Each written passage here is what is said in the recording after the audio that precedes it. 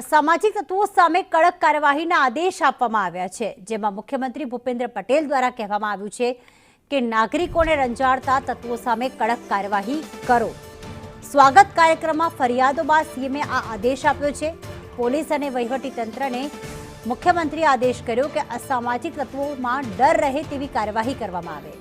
હિરેન જોડાઈ ગયા છે। હિરેન, સ્વાગત કાર્યક્રમનું આયોજન થયું હતું ને એવામાં આ આદેશ આપવામાં આવ્યા છે। મુખ્યમંત્રીએ શું નિવેદન કર્યું?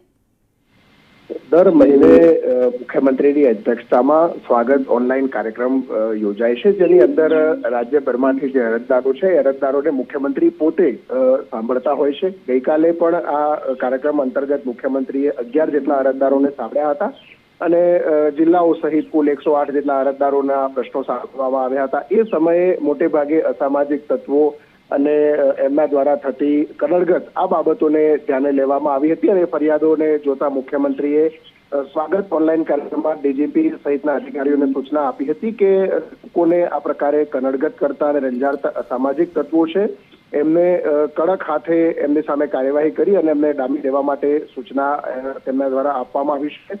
ખાસ મુખ્યમંત્રી તરફથી એટલે કે ગૃહ વિભાગના કેબિનેટ મંત્રી તરીકે પણ એમણે પોલીસને આ સૂચના આપી છે કે જ્યાં પણ અસામાજિક તત્વો છે, લોકોને હેરાન પરેશાન કરે છે, એવા લોકો સામે કાર્યવાહી કરવા માટે પોલીસને છૂટો દોર અપાયો છે।